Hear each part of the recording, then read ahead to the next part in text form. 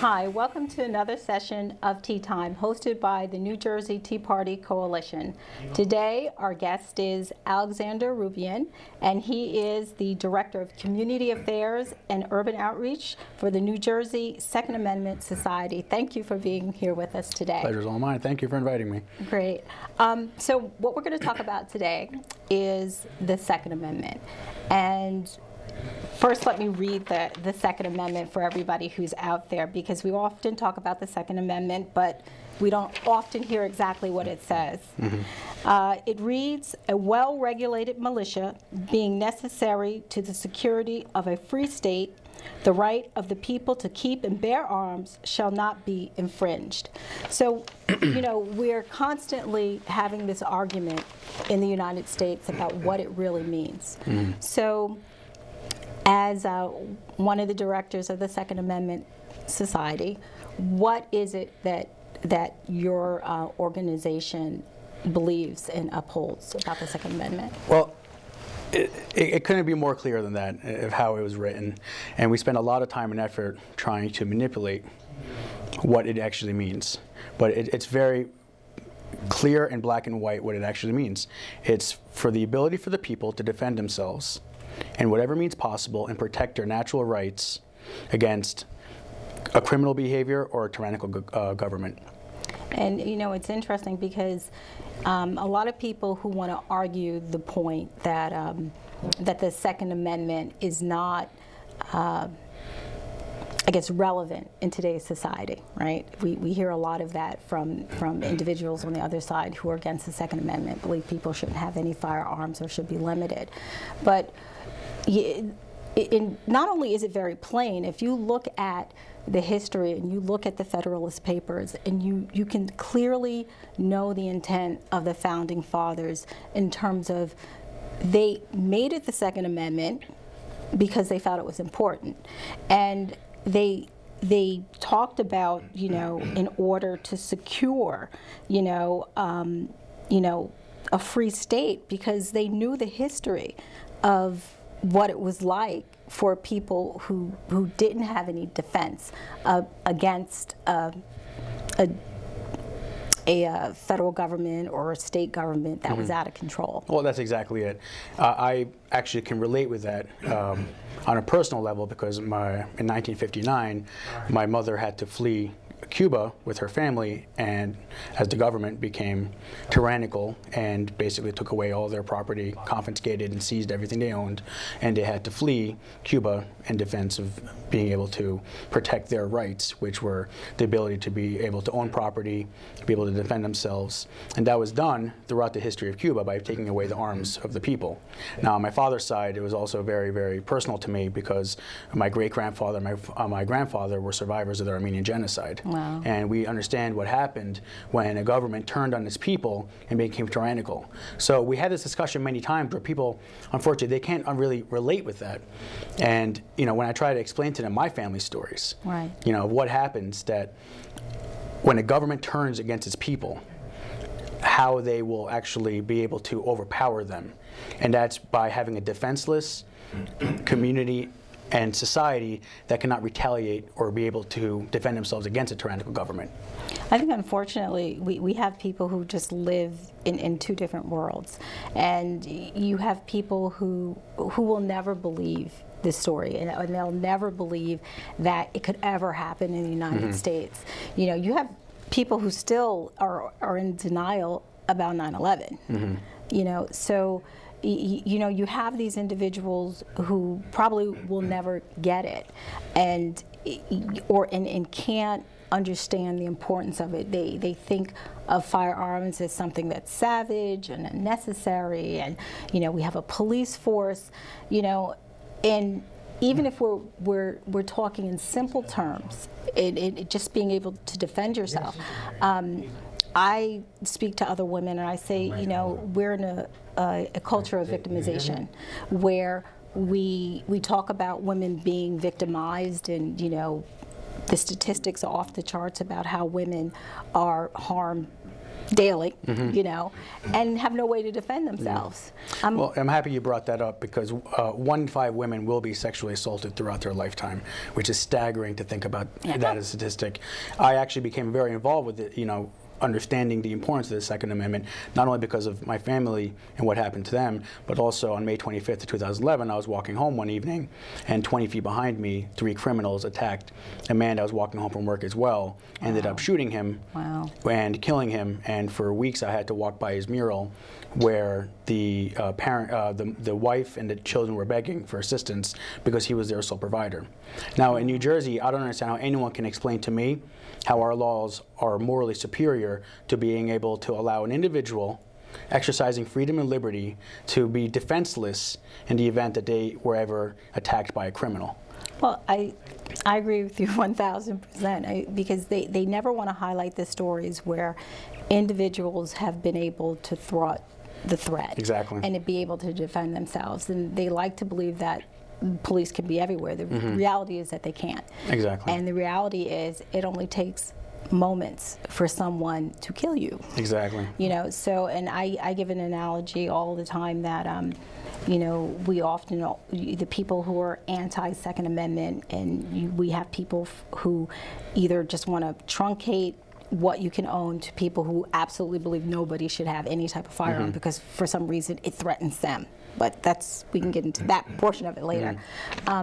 But they never really have an answer for you when you say something like, what about people who live in more rural areas where there's just a state police force and there's literally no one coming when you dial 911, literally. Yeah. Or people who, you know, they argue having assault rifles or semi-automatic rifles. What about all those people who are on the border of, you know, Arizona and Texas who literally have drug dealers who are running across their property?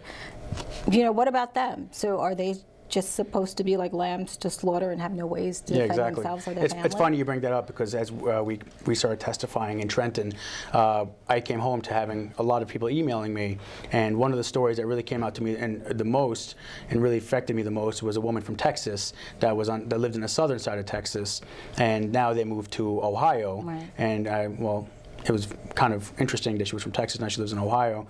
And when she explained further, she said that the criminal behavior there was so rampant, that it was just happening everywhere, that she feared for her life and her family's life. And she didn't want to jeopardize that, so they had to move away. So this is once again how we create this free-for-all for these criminals to be able to do whatever they want. Meanwhile, the government wants to create laws that only law-abiding citizens are going to abide by. So how is that being a system that's going to help the people? Because the police are not going to be there everywhere, you know, at every waking moment. So this is kind of difficult for a lot of people to understand. How, by creating laws that only law-abiding citizens, for instance, the limitation on ammunition capacity in a magazine in New Jersey being reduced from 15 rounds down to 10 rounds now. Please explain to me any criminal that's going to abide by that, or any criminal that's going to go to the gun store in New Jersey and buy a New Jersey legal magazine. Well, even every instance that they cite, it's never anything that has to do with someone who's actually abiding by the law. We're not they're not legal handgun or firearm owners. They're not, none of them. Yeah, exactly. You know, so, or there are extreme instances where we have the mental health issues, and everything that we've seen in the news most recently has been about more so mental health issues, and unfortunately their weapon of destruction or choice happened to be a handgun or firearms, but it could have easily been anything else. When we talk about the young man in the theater in Colorado, he used firearms, but he also rigged his entire apartment with explosives. You know, I mean, you know, if someone wants to harm someone, there are many different venues in which to do that. Exactly. And we've become infatuated with the how instead of the why. Right. And that's one thing we're just becoming very just content with saying, let's demonize the tool and not the individual. Let's talk a little bit about some of here in New Jersey. The legislature just passed, what is it, 22 bills. Is it the bills they passed? That, you know, of course, the governor has to sign into law, and hopefully it's in the Senate's position. It's in the Senate position. Yeah. So, can you highlight maybe one or two of those that you find particularly offensive? Well, I think they're all offensive, so I can't. Well, just pick one. Just pick one. Well, for instance, I mentioned before the magazine capacity being reduced down to, from 15 rounds down to 10 rounds. Why should the government dictate to me what my capacity is in defending my life against a criminal that's not going to abide by the laws? Right. They're going to use whatever magazines they possibly have. Maybe a 30-round, 100-round, or a 10-round. Right. Now, why should the government tell me how I can limit the amount of times I can defend my life? Now, it's not necessarily my concern, but it's the concern of my loved ones. You know, there's a lot of women that might not be that competent with use of a firearm to the extent that, let's say, a high-level trained sniper might be in the military. Right, you need a couple extra shots. Yeah, sometimes we need a couple extra shots. There was a case where there was a woman defending her family with a sole home invader coming in, and she had a 6-shot revolver. Right. And she ran to the upstairs, locked herself in the room, and the man broke down the door, charged after him, and she unloaded 6 rounds and shot him. I believe it was 4 out of the 6 times and missed twice. Right. Now, the man who actually lived and was able to leave the house and get in his car and take off. But what if there was multiple intruders?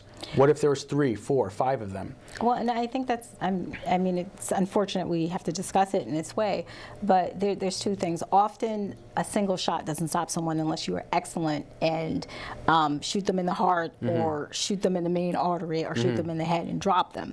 I mean, the other thing is if someone is coked up or if someone is on some type of a drug, a lot of times you can't stop them. Yeah.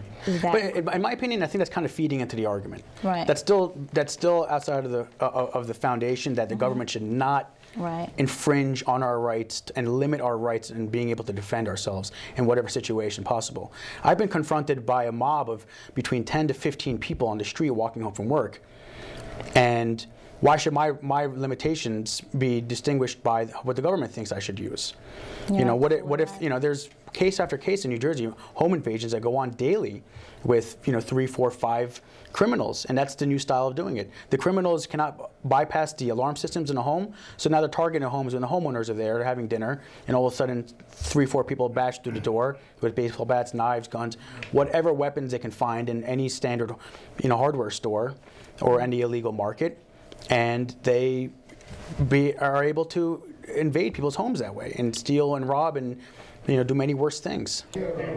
Thank you, Alexander. And when we get back, we'll talk a little bit about how do we define freedom. And for everyone out there, please remember to visit the New Jersey Tea Party Coalition website, which is njteapartycoalition.org. And we look forward to seeing you guys in a few moments.